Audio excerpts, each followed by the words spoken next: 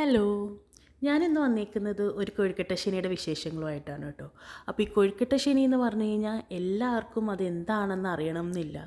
അപ്പോൾ ഓശാന ഞായറിൻ്റെ തലേന്ന് നമ്മൾ കൊഴുക്കട്ട ശനിയായിട്ട് ആഘോഷിക്കും.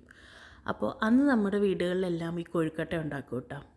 അപ്പോൾ അതിൻ്റെ ചെറിയ വിശേഷങ്ങളുമായിട്ടാണ് ഞാനിന്ന് വന്നിരിക്കുന്നത്. സത്യം പറഞ്ഞു കഴിഞ്ഞാൽ ഈ കൊഴുക്കട്ട ഉണ്ടാക്കാനോ അത് കഴിക്കാനൊന്നും എനിക്കൊരു താല്പര്യമില്ലാത്ത ഒരാളാണ്. എനിക്ക് അത്ര വലിയ താല്പര്യമില്ലാത്തൊരു സാധനമാണ് കേട്ടോ ഇത്.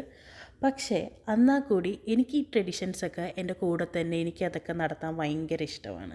അപ്പോൾ അതുകൊണ്ട് മാത്രമാണ് ഞാൻ ഇന്ന് ഈ ട്രഡീഷൻ ഫോളോ ചെയ്യുന്നത് കേട്ടോ. ചിലപ്പോൾ ഇത് ഞാൻ എൻ്റെ അമ്മയിൽ നിന്നോ അല്ലെങ്കിൽ എൻ്റെ മമ്മിയിൽ നിന്നോ ഒക്കെ ഞാൻ ഇൻഹെറിറ്റ് ചെയ്തെടുത്തതായിരിക്കും. നമ്മൾ അവരെ കണ്ടാണല്ലോ നമ്മൾ വളർന്നു വരുന്നത്. അവർ ചെയ്യുന്നത് ഓരോന്ന് കണ്ടാണല്ലോ നമ്മൾ വരുന്നത്.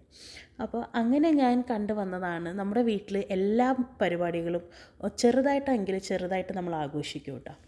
അപ്പോൾ ഈ കൊഴുക്കട്ട ശനിക്കും നമ്മൾ താല്പര്യമില്ലെങ്കിൽ കൂടി നമ്മൾ ഇത്തവണയും നമ്മൾ ഈ ഒരു കൊഴുക്കട്ട ഉണ്ടാക്കുകയാണ് കേട്ടോ.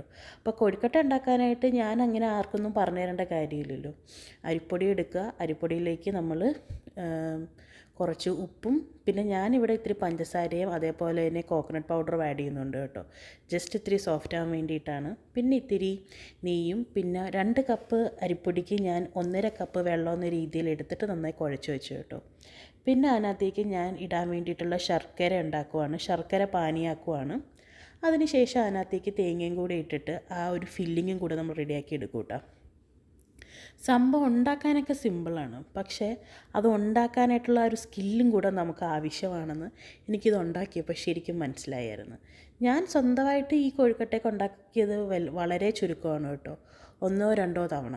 ഈ ഒരു തവണയും ഇതിന് മുന്നേ ഒരു തവണയും ഞാൻ ദുബായിലായിരുന്നപ്പോഴും ഞാൻ ഉണ്ടാക്കിയിട്ടുണ്ട്. ഇല്ലാത്ത സമയത്ത് ഒന്നെങ്കിൽ ഞാൻ എൻ്റെ വീട്ടിലും അല്ലെങ്കിൽ ഞാൻ എൻ്റെ ഹസ്ബൻഡിൻ്റെ വീട്ടിലും ആയിരിക്കും. അപ്പോൾ അവിടെയൊക്കെ ആകുമ്പോൾ നമ്മളൊന്നും ചെയ്യണ്ടല്ലോ, ചെന്നിരുന്ന് കഴിച്ചാൽ മതിയല്ലോ. അപ്പോൾ ആ ഒരു ബുദ്ധിമുട്ടൊക്കെ ഞാൻ ഇപ്പോഴാണ് കേട്ടോ മനസ്സിലാക്കുന്നത് സത്യം പറഞ്ഞു കഴിഞ്ഞാൽ. എനിവേ നമ്മളെപ്പോഴും താങ്ക്ഫുള്ളായിരിക്കണം നമ്മുടെ അമ്മമാരോട്, നമുക്കിതൊക്കെ ചെയ്തു തന്നിട്ടില്ലേ. അപ്പോൾ ഞാൻ ഈ ഒരു ബോള് പോലെ ആക്കിയിട്ട് പിന്നെ അതിനെ പരത്തി എടുത്തിട്ട് അതിനകത്തേക്ക് ഫില്ലിങ് വെച്ച് വീണ്ടും ഞാനതിനെ ബോളാക്കുവാണ് കേട്ടോ.